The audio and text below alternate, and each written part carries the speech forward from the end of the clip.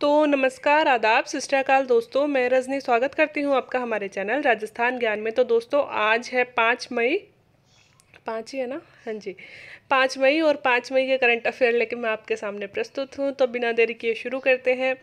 देखिए, आप लोग हर वीडियो के नीचे कुछ ना कुछ कमेंट करते हैं, सजेशन भी देते रहते हैं। तो एक जने ने कमेंट किया था, अपना नाम तो मुझे याद नहीं रहता, उन्होंने लिखा था कि इंटरव्यू के लिए ये करंट अफेयर पर्याप्त नहीं है। तो दोस्तों, मैंने कब कहा कि इंटरव्यू के लिए सिर्फ आप मेरे ही करंट अफेयर पे डिपेंडेंट रहो? बिल्कुल भी पर्याप्त नहीं है। एक चैनल आपको पर्याप्त कभी बना भी नहीं सकता है। मैं सिर्फ आपकी थोड़ी बहुत मदद कर सकती हूँ कि ठीक है, 4-5 बातें। और जो ये फर्स्ट वाला वीडियो आता है, ये तो आता भी है, मतलब फैक्चुअल न्यूज़ ज़्यादा आती हैं, तो ये प्री के लिए या फिर अन्य जो एग्ज़ाम्स होती हैं उनके लिए है। जो बड़ा वाला जो क्वेश्चन आता है वो आपको इंटरव्यू के लिए ज़रूर मदद करेगा, ठीक है? क्योंकि वो मैं वैसे ही डालती हूँ जैसा अपन या तो मेंस में लिखते हैं, या इंटरव्यू के लिए हमें 5 फैक्ट, या मतलब हमारे पास वैसे वाले मतलब लाइंस और फैक्ट होने चाहिए जो मैं बनाती हूँ, है ना? तो दोस्तों, मतलब मैं कोशिश तो करती हूँ न्यूज़ बढ़ाने की, लेकिन इतनी नेगेटिव न्यूज़ होती है कि मुझे मिलती नहीं है बहुत ज़्यादा न्यूज़। तो लेकिन फिर भी अपनी तरफ से बेहतर कोशिश करती हूँ। मैं तो आपके लिए बड़ा पेपर भी ला सकती हूँ कि मैं पूरी ही न्यूज़ कवर कर लूँ हर तरह की। लेकिन मैं ये वाला वीडियो उन बच्चों के लिए बना रही हूँ जो अभी प्री की तैयारी कर रहे हैं, या फिर मेंस में भी थोड़ी बहुत हेल्प कर देगा। मतलब फैक्चुअल न्यूज़ टाइप की, रोज़ के 5 या 10 क्वेश्चन उन्हें करंट के मिल जाएँ। अगर मैं बड़ा बना दूंगी तो आप लोग देखना बंद कर देते हो, नहीं तो मैं बड़ा भी बना सकती हूँ कि सारे पेपर्स की सारी न्यूज़ कवर कर लूँ, ज़्यादा से ज़्यादा न्यूज़ कवर करूँ, है ना?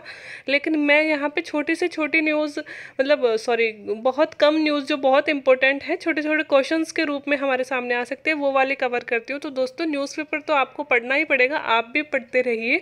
प्लस थोड़ा सा इसमें क्या होता है, रिविज़न हो जाएगा आप लोगों का, और जो बड़ा वाला क्वेश्चन है वो आपको इंटरव्यू के लिए हेल्प कर सकता है। और बाकी इंटरव्यू शुरू होने दीजिए, फिर से अपन इंटरव्यू के क्वेश्चंस स्टार्ट कर देंगे, उनसे आपको मदद मिलेगी। और इंटरव्यू शुरू होने दीजिए, लॉकडाउन थोड़ा सा खुलने दीजिए फिर से। मतलब जो इंटरव्यू टाइप क्वेश्चन होते हैं, एक तो वो क्वेश्चन जो पूछे जा रहे हैं आरपीएससी में, और एक वो क्वेश्चन जो पूछे जा रहे हैं प्लस हमें प्रिपेयर करना ज़रूरी है, तो वो भी मैं आपके लिए लेके आ जाऊँगी। तो अभी तो जो थोड़ी थोड़ी सी न्यूज़, आपको पता है पेपर ही कितना छोटा सा आता है, और उसमें भी ज़्यादा से ज़्यादा कोरोना की ही न्यूज़ आती है, तो इतनी ही न्यूज़ मिल पाती हैं।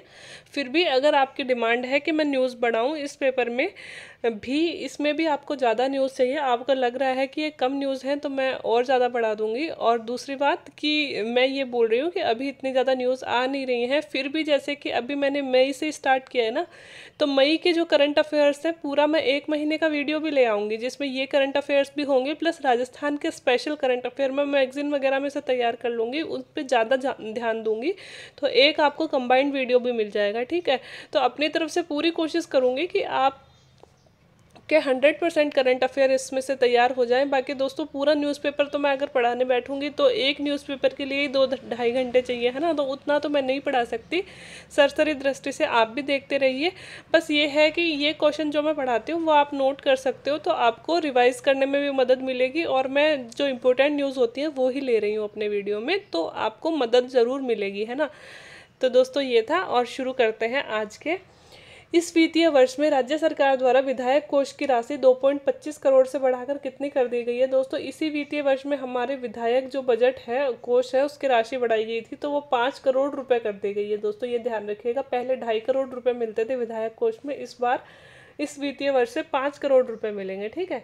तो कई बार ये छोटी छोटी सी बातें दिमाग में से निकल जाती है, इंटरव्यू में भी पूछ ली जाती है, और जनरल फैक्चुअल क्वेश्चन जैसे प्री में, इनमें तो पूछी ही जाती हैं, तो थोड़ा सा ध्यान दे लीजिएगा। बीसीसीआई ने किन खेलों के लिए अनिश्चित खेलों को अनिश्चित काल के लिए स्थगित कर दिया है? तो दोस्तों, कोरोना के बढ़ते संक्रमण के चलते बीसीसीआई ने इंडियन प्रीमियर लीग 14th के 14वें संस्करण को रोक दिया है। आपको पता है ना, आईपीएल का 14 संस्करण चल रहा था, तो उस पर रोक लगा दी है, क्योंकि कोलकाता नाइट राइडर्स के 2 खिलाड़ी पॉजिटिव आ गए थे। तो डर है कि हमारे जो अमूल्य खिलाड़ी हैं वो मतलब पॉजिटिव ना हो जाए, उनकी जान को खतरा नहीं हो। खेल तो होते रहेंगे ना, जिंदा रहेंगे तो ज़रूरी है कि ज़िंदगी बचाना। तो वैसे अच्छा टाइम पास हो रहा था आईपीएल की वजह से, शाम शाम का तो सबका है ना, लेकिन क्या ही करें अब। वहाँ भी अगर बायो बबल हम लोग बरकरार नहीं रख पाए, अगर बायो बबल टूट गया, तो फिर ज़रूरी है हमारी खिलाड़ियों की सेफ्टी, इसलिए हमें रोकना पड़ा, तो इस पर भी रोक लगा दी गई है, ठीक है? अब दोस्तों क्वेश्चन 3 है, अमेरिकी व्हाइट हाउस के मुख्य चिकित्सा सलाहकार डॉक्टर एंथनी फाउची ने कोरोना से निपटने के लिए भारत को क्या सलाह दी है। तो पहली बात तो यही याद रखिएगा कि व्हाइट हाउस के चिकित्सा सलाहकार कौन है, डॉक्टर एंथनी फाउची है। उन्होंने दोस्तों भारत में जो बढ़ती कोरोना की हालत है, आपको ये भी पता होगा कि कई सारे देशों ने तो भारत आने और जाने दोनों पे प्रतिबंध लगा दिया है, जिसमें अमेरिका भी है, न्यूजीलैंड भी है, ऑस्ट्रेलिया भी है, ठीक है। तो इनके जो सलाहकार है व्हाइट हाउस के, डॉक्टर एंथनी फाउची, उन्होंने 3 सूत्रीय फॉर्मूला दिया है भारत को कोरोना से निपटने के लिए। तो क्या है ये 3 सूत्रीय फॉर्मूला? इन्होंने सबसे पहले बोला है, इन्होंने भारत को 3 सूत्रीय फॉर्मूला अपनाने की सलाह दी है। सबसे फर्स्ट तो भारत को टीके की खरीद कर सभी का टीकाकरण करना चाहिए, कि हमारे पास अभी इतने डोज नहीं है कि सिर्फ सेल्फ डिपेंडेंट हो जाएं। अभी जैसे स्पुतनिक टीका और फाइजर है ना, और मतलब जो अमेरिकी कंपनी है उनका टीका भी मंगाना पड़ेगा, रूसी भी मंगाना पड़ेगा, और चाइना अगर देता है तो चाइना से भी मंगवाना पड़ेगा। टीका आयात करके सभी को टीका लगाएं। पहली प्रायोरिटी तो ये होनी चाहिए कि हर एक व्यक्ति को टीका लगे। दूसरा, भारत को अपनी सेना की मदद से अस्पताल बनाने चाहिए। दोस्तों भारत इतनी जल्दी अस्पताल नहीं बना सकता, जैसे अभी हमारे प्रधानमंत्री जी ने घोषणा तो कर दी थी कि हर डिस्ट्रिक्ट हेडक्वार्टर पे ऑक्सीजन हॉस्पिटल बनेगा, है ना। लेकिन दोस्तों इतनी जल्दी वो बन नहीं सकता है, उनको बनने में एक एक हॉस्पिटल को 3-4 महीने लग जाएंगे, जब तक हम बहुत ज़्यादा नुकसान झेल चुके होंगे मानव का ही, मतलब मानव जाति में ही। तो बहुत ज़्यादा ज़रूरत है, बहुत तीव्र गति से कुछ बड़े हॉस्पिटल बनाए जाएं। तो दोस्तों वह काम हम अगर सेना को सौंप दें तो अच्छे से वह कर सकती है। कुछ सप्ताह के लिए देशव्यापी लॉकडाउन लगाने की ज़रूरत है। ये फाउची जी ने हमें सलाह दी है, अगर इस 3 सूत्री फॉर्मूले को अपनाएं तो इंडिया काबू पा सकता है। वैसे आज हमारे लिए अच्छी खबर है, आज का पेपर मैंने पढ़ा तो पॉजिटिव न्यूज़ मुझे मिली। इंडिया में और राजस्थान में भी कोरोना संक्रमण कम हो रहा है। पिछले 7-8 दिन से लगातार डाउन केस आ रहे हैं, और राजस्थान में भी रिकवरी रेट भी बढ़ी है, मौतों की संख्या भी कम हुई है, और केसेस भी डाउन हुए हैं। तो दोस्तों उम्मीद है कि मई का महीना भगवान कैसे भी निकल जाए सलामती से, सुरक्षित मतलब तरीके से, और उम्मीद है कि जून तक आते आते नॉर्मल होने लगे दुनिया तो नॉर्मल ही है, हमारी स्थिति खराब है तो भारत भी नॉर्मल होने लगे। तो दोस्तों अगर हम सब लोग मिलकर दुआ करते हैं मानव मात्र के लिए, तो इतने सारे लोगों की दुआ जब एक साथ जाती है ना, पॉजिटिव एनर्जी तो काम तो करेगी ना कहीं। तो हमेशा दुआ कीजिए कि भाई भारत और सारी दुनिया ही जल्दी से ठीक हो जाए, कोरोना का विनाश हो जाए कैसे भी करके। क्वेश्चन नंबर 4 है, भारत में टीके लगाने में राजस्थान का कौन सा स्थान है। तो दोस्तों राजस्थान भारत का सर्वाधिक टीका लगाने वाला राज्य है। हमारे लिए बहुत अच्छी न्यूज़ है कि दोस्तों हमारा राज्य इतने ज़्यादा टीके लगवा रहा है, जहाँ पे कुल 101.32 करोड़ टीके अब तक लगे हुए हैं, जिसने राजस्थान की कुल आबादी का 17.27% कवर किया है। मतलब अभी तक राजस्थान राज्य में 6.86 करोड़ थे दोस्तों हम, है ना।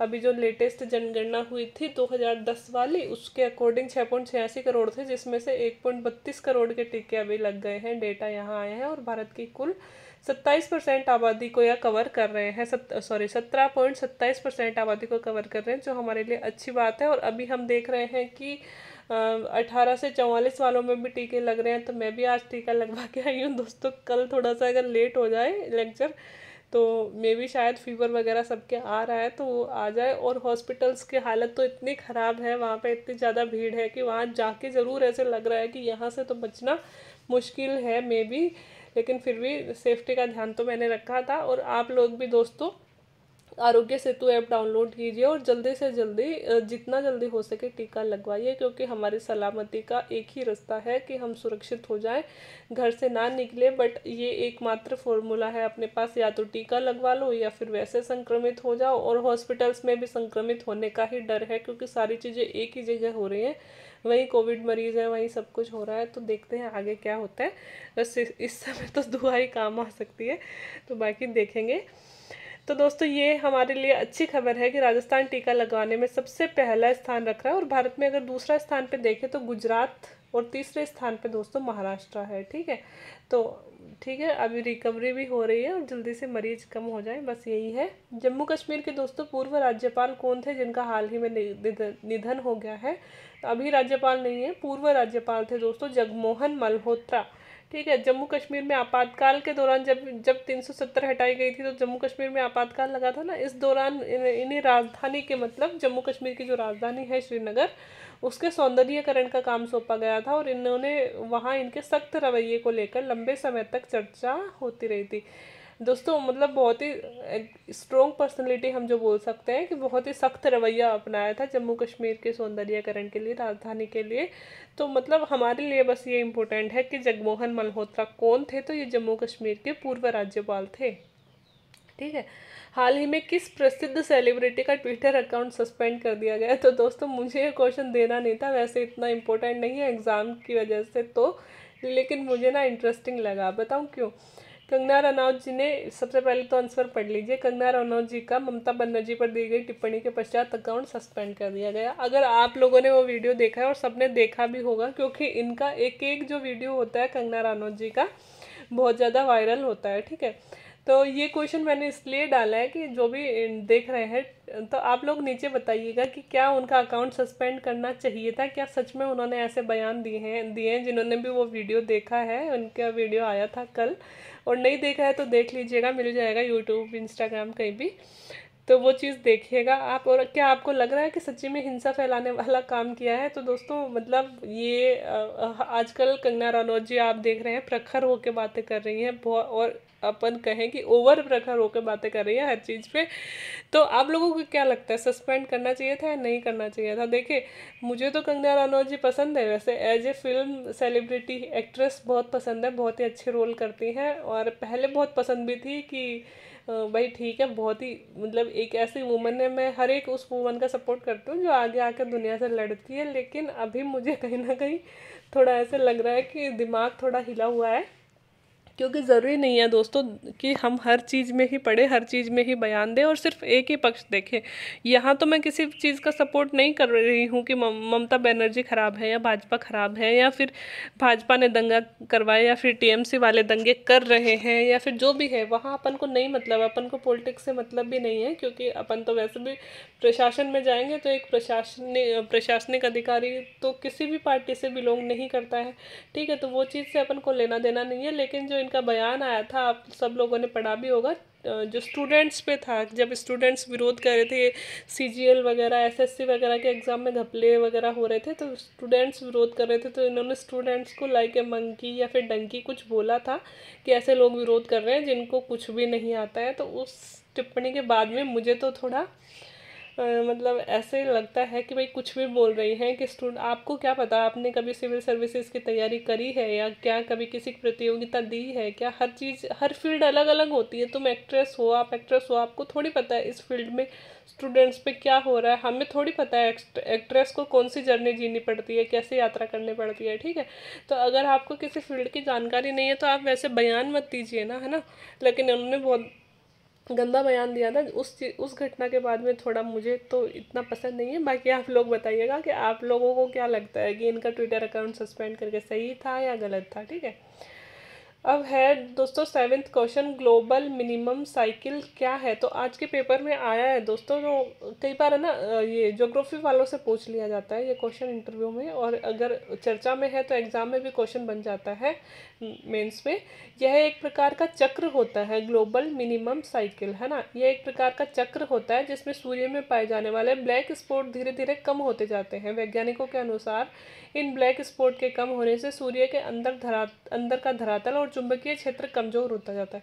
दोस्तों वो जो चुंबकीय क्षेत्र है वो अपने आसपास के जो उपग्रह हैं उन पे प्रभाव डालता है। तो दोस्तों सूर्य में ब्लैक स्पॉट मतलब काले धब्बे पाए जाते हैं। वो काले धब्बे ज़्यादा मात्रा में रहें तो ठीक है, लेकिन अगर वो कम मात्रा में होते हैं, कम होने लगते हैं, तो उसका असर मतलब उसके जो उपग्रह है जैसे पृथ्वी है इन पे पड़ने लगता है। तो ये अभी वैज्ञानिकों ने एक निष्कर्ष निकाला है कि पिछले कुछ सालों में ना ये ब्लैक स्पॉट्स बहुत कम हुए हैं और लगातार कम होते ही जा रहे हैं, और इनके कम होने से फिर सूर्य का धरातल कमज़ोर हुआ है और चुंबकीय क्षेत्र भी कमज़ोर हुआ है, जिसका असर सूर्य के उपग्रहों पर पड़ने लगता है। वैज्ञानिकों द्वारा किए गए एक शोध के अनुसार 1992 की तुलना में 2019 तक ये ब्लैक स्पॉट बहुत ज़्यादा कम हो गए हैं, जिसके कारण ही पृथ्वी पर संक्रमण जैसे कि swine flu, chikungunya, bird flu और कोरोना वायरस जैसे वायरस लगातार बढ़ रहे हैं। तो दोस्तों कुछ वैज्ञानिकों ने, अभी पुख्ता सबूत नहीं है, लेकिन एक स्टडी आई है उसमें ये कहा गया है कि ये ब्लैक स्पॉट होने से, कम होने से भी पृथ्वी पर संक्रमण बढ़ा है। तो हमसे जैसे वायरस भी चल रहा है, और अगर आप ज्योग्राफी से स्टूडेंट्स हो तो हमसे पूछ लिया जाता है कि भाई इनमें कोई रिलेशन है क्या, ब्लैक स्पॉट्स और कोरोना में, तो हम इस तरह के एग्जाम्पल दे सकते हैं। ठीक है, क्वेश्चन नंबर 8 है 100 मतलब 100:0:100 का फॉर्मूला क्या है। तो दोस्तों ये पेपर में था, तो कई बार हमसे पूछ लिया जाता है, एग्जाम में भी आ जाएगा ये। तो कोरोना के खिलाफ सख्ती है दोस्तों, यहाँ पे शक्ति नहीं, सख्ती और अनुशासित लड़ाई लड़ने के लिए हमारी फौज ने यह एक फॉर्मूला अपनाया है। इसके तहत 100%, देखो 100 का मतलब तो है 100% प्रोटोकॉल का पालन करना, जो भी प्रोटोकॉल हमें दिए गए हैं। 0 टॉलरेंस मतलब थोड़े से भी लक्षण दिखते ही तुरंत हॉस्पिटल में जाना, जांच करवाना। और फिर 100 का मतलब है 100% टीकाकरण करवाना। ये 3 प्रक्रिया हमारी फोर्स ने अपनाई है, प्रोटोकॉल का 100% पालन, 0 टॉलरेंस और 100% टीकाकरण। ठीक है, और इसी फॉर्मूले का नतीजा है कि हमारी आर्मी के जवान पूर्णतया सुरक्षित हैं। तो अब आप बता सकते हैं ना 100:0:100 का फॉर्मूला क्या है। तो हमारी आर्मी द्वारा अपनाया गया एक फॉर्मूला है। अब दोस्तों एक और नया स्ट्रेन सुनने को मिल रहा है, एपी स्ट्रेन। तो क्या है यह एपी स्ट्रेन? तो हाल ही में आंध्र प्रदेश के कुर्नूल जिले में एक नया स्ट्रेन पाया गया है, जिसे एपी वेरिएंट या फिर N440 का नाम दिया गया है। एक नया स्ट्रेन मिला है दोस्तों, कर्नाटक विशाखापट्टनम आंध्र प्रदेश विशाखापट्टनम वाले एरिया में मिल रहा है, जिसे इसे नाम दिया गया है एपी वायरस, एपी स्ट्रेन या फिर N440। ठीक है, नाम दिया गया है। यह भारतीय वेरिएंट, जो अभी भारत में वेरिएंट चल रहा है उसका नाम क्या है, B1.617 और B1.618, 1.617 और 1.618। अपन ये याद कर सकते हैं कि ये वाला वेरिएंट चल रहा है, से भी ज़्यादा खतरनाक माना गया है ये जो आया है ना अभी N440। ठीक है, या फिर एपी वेरिएंट, ये है अभी जो चल रहा है भारतीय वेरिएंट, इससे भी ज़्यादा खतरनाक माना गया है। हैदराबाद स्थित centre for cellular and molecular biology के अनुसार N440 दुनिया में भर में घूम रहे A2A प्रोटोटाइप स्ट्रीम की तुलना में, स्ट्रीम है दोस्तों, स्ट्रीम की तुलना में 10 गुना ज़्यादा संक्रामक है। तो आप याद रख सकते हैं एपी वायरेंट क्या है, तो और अभी का भारतीय वायरेंट का क्या नाम है, ये सब चीज़ें पूछ ली जाती हैं। ठीक है दोस्तों, पकाया ज्वालामुखी चर्चा में है, तो हमारे लिए स्थिति पता होना जरूरी है। ग्वाटेमाला में है। ग्वाटेमाला मध्य अमेरिका के देश हैं जो उत्तरी अमेरिका और मध्य अमेरिका के बीच में पाए जाते हैं। ग्वाटेमाला, हांडुरस, कोस्टोरिका, है ना, ये सारे देश वो बीच में पाए जाते हैं। तो वहाँ पे ग्वाटेमाला भी स्थित है। या ग्वाटेमाला के दक्षिण में पकाया ज्वालामुखी 1 महीने से आग उगल रहा है, और 23,000 साल पुराने इस ज्वालामुखी की आग रिहायशी इलाकों में अभी फैल गई है, इसलिए चर्चा में दोस्तों 1 महीना से लगातार सक्रिय हो रहा है, इसलिए चर्चा में है। क्वेश्चन नंबर 11 है, देश में पहली बार इंसान से जानवरों में कोरोना संक्रमण के संकेत कहाँ मिले हैं। तो दोस्तों हैदराबाद के नेहरू जूलॉजिकल पार्क में 8 एशियाटिक शेर संक्रमित पाए गए हैं। तो वहाँ पे दोस्तों ऐसे प्रमाण मिले हैं कि वहाँ पे जो कर्मचारी हैं उनसे पशुओं में भी ये संक्रमण आया गया है। तो 8 शेरों में अभी इनकी स्थिति ठीक है, बहुत ज़्यादा बुरी नहीं है, लेकिन पहली बार संक्रमण जानवरों में भी मिल गया है।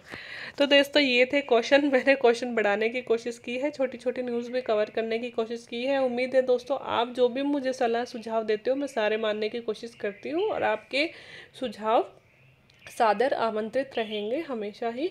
तो अगर आपको अभी भी कोई कमी लग रही है तो प्लीज़ आप बताइएगा। और मैंने जो क्वेश्चन पूछा कंगना रनौत वाला, वो भी कमेंट करके कमेंट कीजिएगा कि क्या सही है क्या ट्विटर अकाउंट उनका सस्पेंड करना, या सही नहीं है, आप क्या मानते हो। ठीक है, आज के लिए इतना ही। वीडियो देखने के लिए थैंक यू वेरी मच।